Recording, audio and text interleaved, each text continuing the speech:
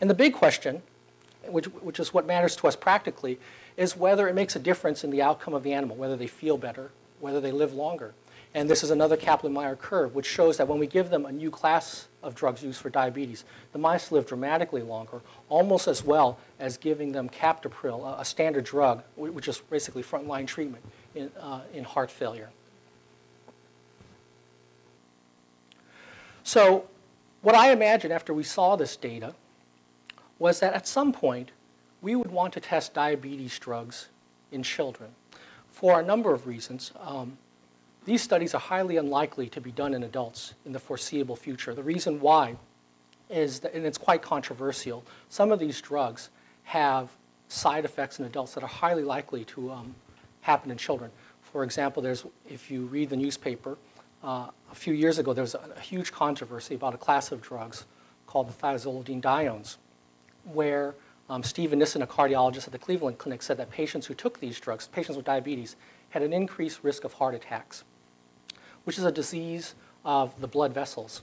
In contrast, as Charlie points out, children who have heart failure have a disease just of the muscle. So while you can imagine that adults who have a number of comorbidities, so a disease of the blood vessel from eating too many cheeseburgers, a disease of heart muscle from, say, a previous heart attack, they have basically both the bad and the good of these classes of drugs. On the other hand, children who do not have disease of blood vessels may have all the benefits of these drugs, just like the mice did in our laboratory experiment. And so if we want to do this type of project, a clinical trial of diabetes drugs, before I go to the FDA, I'm going to have to give them evidence to show that, yes, in fact, the children do have signs of insulin resistance. And so that's what we've done with funding from the CDI.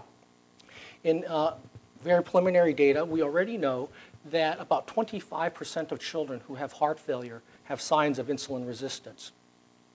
And it was quite obvious, very exciting to us when Paul Hrues and I were looking at the data without knowing who the patients were, how sick they were, that we could basically look at our Excel spreadsheet and figure out who was sick and who was not, just from looking at glucose and insulin values. And which sets up the possibility that there may be a set of patients, just like the mice, who, when they're insulin resistant, may benefit from treatment. And in case you're wondering, it's Cheryl Rainey who helps us collect this data from the patients, not this boy. The other thing that we do, which falls in parallel with the mouse experiments, is I told you that we can measure the amount of glucose in the mouse that's taken up by the heart. We can do the same things in children. So what you give to people are radioactive analogs of glucose, or depending upon the metabolite, say, that you're interested in, fatty acids, whatever. And what this is a picture of a myocardial PET CT scan from the first patient that, as far as I know, was done for heart failure, which was a very big deal. So I was pretty naive when I first got into this. And I had always assumed that if you wanted to do a test in a patient or give a drug, that as long as it was indicated in any particular population, you could do it in anyone. It turns out that the FDA has a rule where this is an exception. If you want to give a radionuclide to a pediatric patient that's never been done before, you need to apply to the FDA.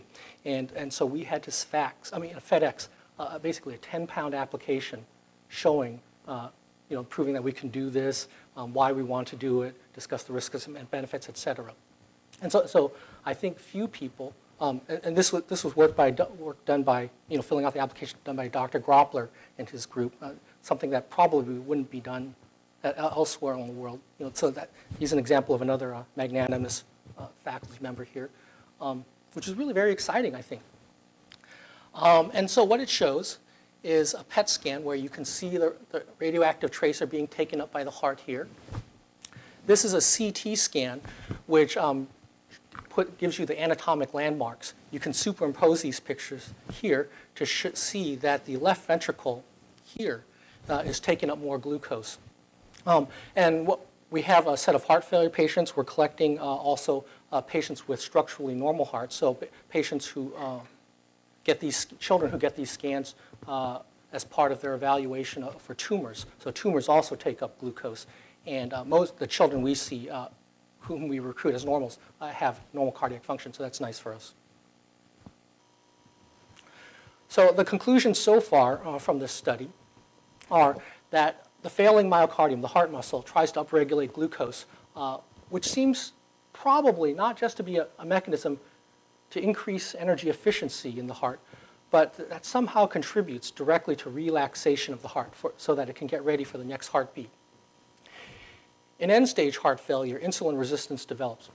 We don't know why yet. Paul Hruz and I talk about that all the time. That is probably maladaptive, just like other neurohormonal responses that we see.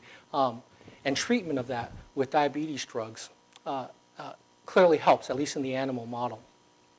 And the pathophysiologic and biochemical abnormalities that we've discovered in lab likely exist in the pediatric heart failure patients. So where we want to go next is we want to continue data collection, obviously, here in St. Louis. Dr. Canter, who is incredibly well networked, is going to help us basically broaden our study to the entire world, the Pediatric Heart Network and the Pediatric Cardiomyopathy Registry. And I think this is really an important role that the CDI plays, and which I'm incredibly grateful for, is basically they provided us seed funding for what was a crazy idea from the lab that will allow us to get really funding from the government, which is what all researchers want these days. And in the long term, as you can imagine, what we want to do is set the stage for testing new drugs that we think are going to be very helpful in our pediatric population and build upon the successes, in congenital heart disease to make sure that these children have a good life as adults. Thanks.